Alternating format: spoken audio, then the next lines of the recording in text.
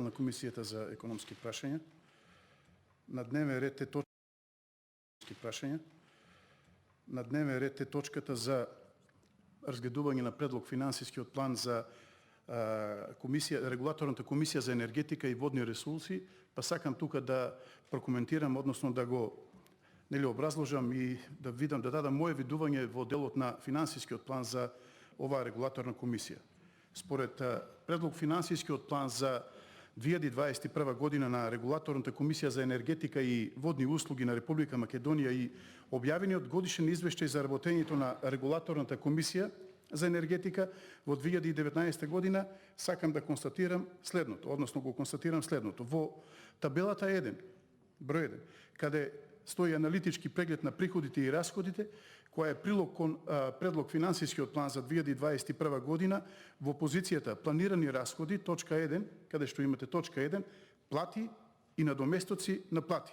Во колоната индекс план 2021 одобрено 2020 стои 0,9528, што дава впечаток дека расходите за 2021 година ќе бидат намалени за 4,72% во однос на 2020 година. Овој индекс се однесува на одобрениот план за 2020 година, кој е одобрен за поголем број вработени од бројот на реално вработени во 2020 година.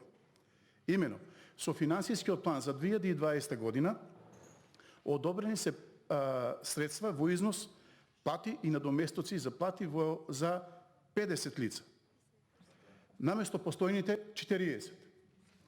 Доколку се прикаже индекс каде што ќе се споредат реализираните финансиски средства за плати и надоместоци на плати на вработените за 2020 година, кои до крајот на 2020 би изнесувале 44.094.513 денари и планираните финансиски средства за истата позиција за 2021 година, кои регулаторната комисија планира да изнесуваат 49.436.676 денари, тогаш индексот план 2021 година реализирано остварено за 2020 година ќе изнесува индексот изнесува 1,1212. Односно, расходите за плати и надоместоци на плати во 2021 година би се зголемиле за 12,12, скоро 12,53% во однос на 2020 година. Карактеристичен момент е што бројот на вработени секоја година рапидно се зголемува во Комисијата за енергетика и водни услуги, во делот на расходите за плата и надоместоци. Имено, вкупниот број на вработени на регулаторната комисија за енергетика и водни услуги на Република Македонија, ова врз основа на 3-годишното, односно 4-годишното разгледување на финансискиот план кој што го доставувате, можеме да заклучиме дека заклучно со 31.12.2019 година бројот на вработени изнесувал 30 лица, од кои што 7 членови на регулаторната комисија, во која што сте и вие, нели како председател, 20 лица во стручните и административните служби и 3 лица вработени како помошен технички персонал. Во текот на 2020 година во регулаторната комисија за енергетика и водни услуги на Република Македонија биле реализирани 11 вработувања, со што вкупниот број на вработувања за 2020 се зголемил од 30 на 40 лица, односно изнесува 40 лица.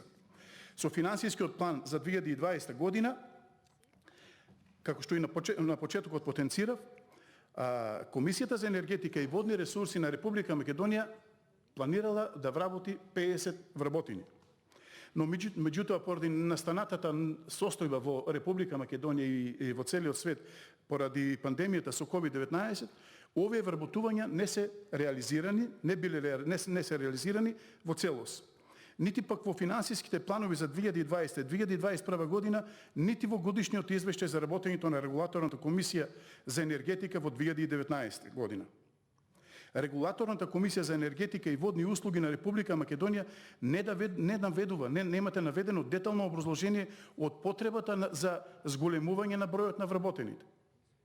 Јас ова само можам да го сватам од мој аспект дека имате налог од Бихајчка дека треба да вработите партиски војници и за тоа го зголемувате, односно го планирате зголемување на бројот на вработени за 2020 и 2021 година, а со самото тоа да ја исполните нели вашата наредба која што пак ќе се вратам доаѓа од друго место. Вкупниот број на вработени во 2020 година во регулаторната комисија, односно регулаторната комисија за енергетика и водни услуги на Република Македонија се зголемил за 33,33% во однос на 2019 година.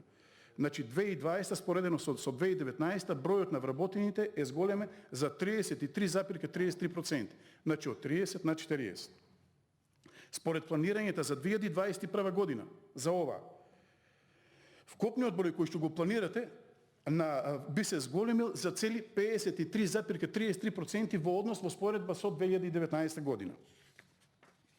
Според предлог финансискиот план за 2021 година евидентен е податокот дека расходите за позицијата плата и надоместоци на плата во кои се содржани позициите за нето плати, задолжителните придонеси од плати, персонален данок и останати надоместоци во согласно со законот представуваат најголем дел од вкупните планирани расходи.